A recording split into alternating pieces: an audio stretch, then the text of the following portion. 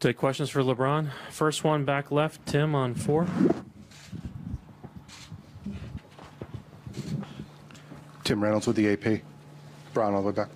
Tim Reynolds with the AP. Bron, what's the last couple of days for you been like, just as you go through the process of resetting the body and the mind, and kind of along those lines? I know that, you know, the numbers you put up so far in these playoffs, everyone's just sort of been gaga over them, but do you think there's still another level that you can get to in this series? I think that's to be seen. But for the last, couple of days, obviously we was able to finish our series off on Sunday in Boston. Monday was Memorial Day, so I got an opportunity to stay home with the family, barbecue, have a cookout. Kids had a heck of a time. I had a heck of a time just kind of just relaxing and decompressing until 9 o'clock Eastern time until I started watching the game and seeing who we were going to play. Going against the Warriors, the last 3 years in the finals, I kind of figured or thought, that they could get it done just because of the 18 of possible 21 finals games that I've played against them in the last 3 years. I kind of figured that they would make it happen, just their championship DNA. So, and then yesterday, just a around-the-clock treatment. We had a workout before we left Cleveland. I got treatment on the 4.5-hour flight up here. We did a little prep yesterday. I got some more treatment, ate dinner. And I woke up this morning, worked out, like I always do. I got some more treatment and headed here to see you guys. So, the level that I can, play at is to be seen.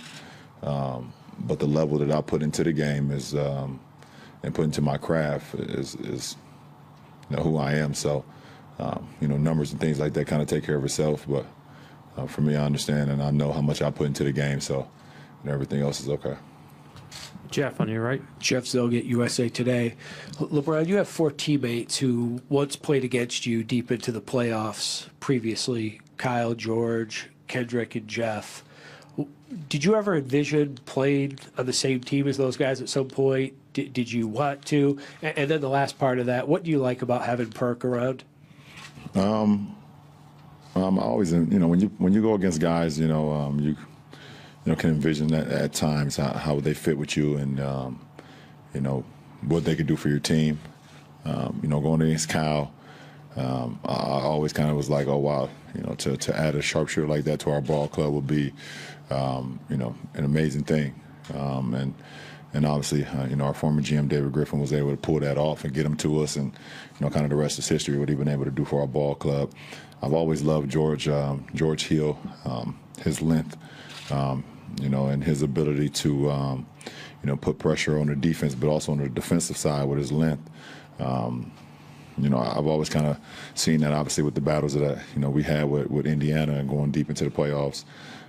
Me and Perk, we've been playing against each other and with each other since high school. We played on a few, AAU circuits together when we played actually for the Oakland Soldiers out here. We played on the same team.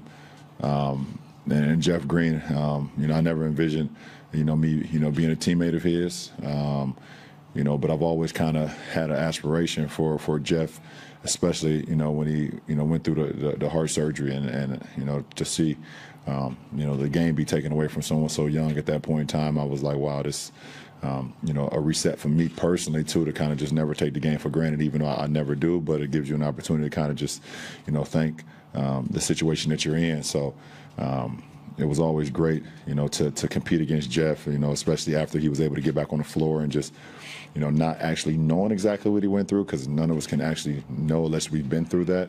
But you can be inspired by it. So it's been great to have all 4 of them. To answer your last question, Perk's his leadership, his championship, not only pride, but his championship manner every day. He just brings a championship guy around every single day. And obviously, if you guys are out here, you guys hear from the Warriors all the time about what it means to be a championship person and to breathe and to talk and to speak that every single day. So for a lot of our guys that's kind of, went on to other teams or not a part of our team this year, it's great to have another championship guy in our locker room that can kind of, give some of the guys that's never been a part of it some words of encouragement or some words of advice or what it takes to breathe a championship, mindset every single day. So he's been instrumental to us since we got him back at the start of the postseason. Al on the left over here. Hi, LeBron. El Sarasovic, San Francisco Chronicle. Is it good for the NBA to have the same two teams in the finals 4 years in a row? Got to ask Adam Silver. I mean, your thoughts? What? Well, there's been some blowback. There's a talk on social media that people are sick of the same matchup. I mean, do you feel like it would be better if there's more parity in the league? Teams have had their opportunities to beat the Cavs over the last 4 years, and teams have had opportunities to beat the Warriors over the last 4 years. And if you want to see somebody else in the postseason, then you got to beat them. Second row on your right. Or in the finals in that case. LeBron. Ryan Gorski, San Francisco Examiner. Andre Iguodala, obviously he's out. What has he done so well on you, or what have you noticed him doing on defense against you the last few years that's kind of making you take notice? I think he's, first of all, he has very, very quick hands. That doesn't get talked about a lot. His ability to read and react to the ball, either in the flight or while you're dribbling or when you pick the ball up. But I mean, at the end of the day, his athleticism allows him to play some of the premier perimeter players in our league. I mean, he's a guy 6'8", long wingspan, athletic. He's been like that since he was at Arizona. And he's just added to his game every single, season he's been in the NBA. I've, played against him throughout my career, throughout his entire career since he got, to the league. And we was actually a funny story. We was actually in the draft when he got drafted. We was one pick away from drafting him before Philly took him. I believe 8 or 9, and then I think we selected Luke Jackson from Oregon.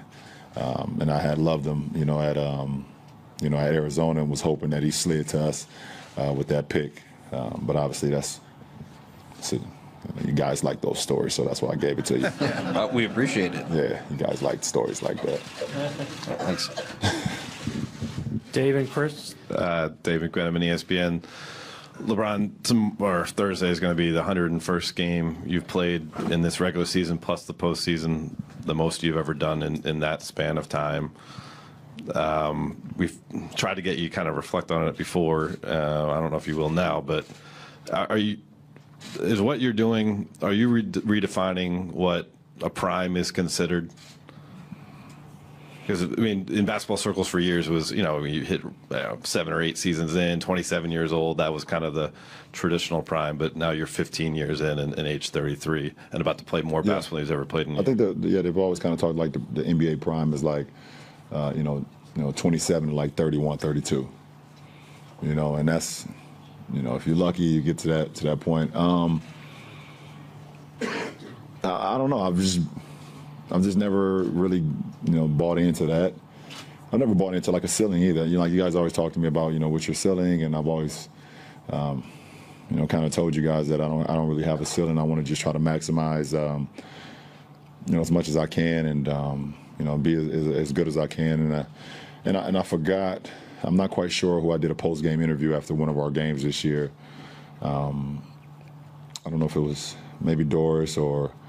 It was one of the great lady sideline reporters that we have that asked me, how do you feel and how are you still able to do this? And I told her that particular time, this is the best I felt in my career. Yeah, it was Cassie Hubbard. Okay, well, there it is. And I don't know if she believed me, and I don't know if you guys believe me, but I really felt that. And I continue to just play at an all-time level.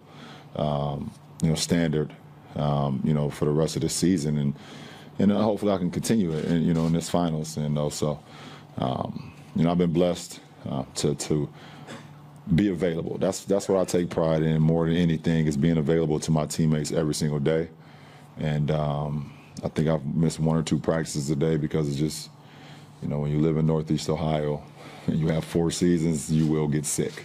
But I've been available for my teammates and been a leader to my teammates all year, and I've put in the work. And it's allowed me to be able to tomorrow suit up for the 101 consecutive time. And, you know, and if I'm fortunate, I can suit up for, what was that, 108? We'll see what happens. And just quick follow-up, does that best feeling still apply, even with Larry Nance falling into your leg and playing 94 minutes to close out Game 6 and 7?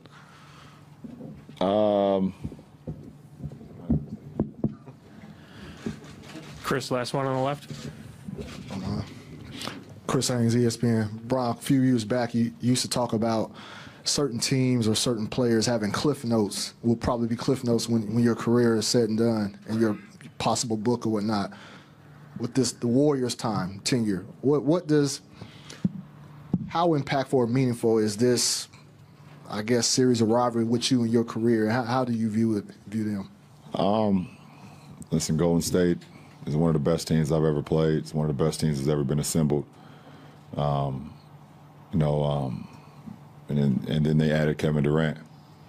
So what does that do to him? It even makes him even more dangerous and, you know, even more powerful and great. And, you know, and it's just, it's for me as a competitor, it's fun. It's truly fun. And to know when I'm done playing a game of basketball, to know I played against some of the greatest teams I ever played, ever been assembled. And this is one of them. You know, you look at it, they got, 4 Hall of Famers on their team, and Clay, Dre, Steph, and KD. They got a Finals MVP that comes off their bench. They got a number 1, draft pick, or I think Sean Livingston 1 or 2 or something when he came out and fought back, and and he comes off their bench. They got an all-star power forward and David West who comes off their bench. It's just like whoever they kind of suit up or whoever they decide to be a part of, what they got going on over here is just a really, really high IQ basketball player and know how to play the game of basketball. So, at what chapter will the LeBron versus Warriors fit into my book? I have no idea. That's for myself and whatever writer I decide to pick. I'm available. I was about to say, I know one of you guys would love to be. Probably make a lot of money. But I mean, I don't know. Listen, I could sit here and say today that Golden State is they're a great team. They're a great team, and it's not even. I didn't even mention their head coach. I mean, their head coach is the one who kind of puts it all together, makes it all flow.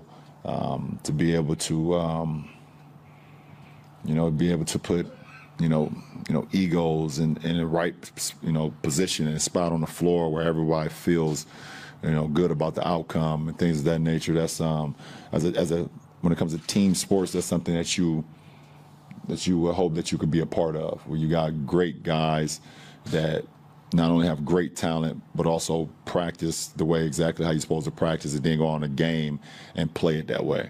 And I've been fortunate enough to be a part of, a few of those teams in my career, either from, NBA teams or Olympic teams, obviously.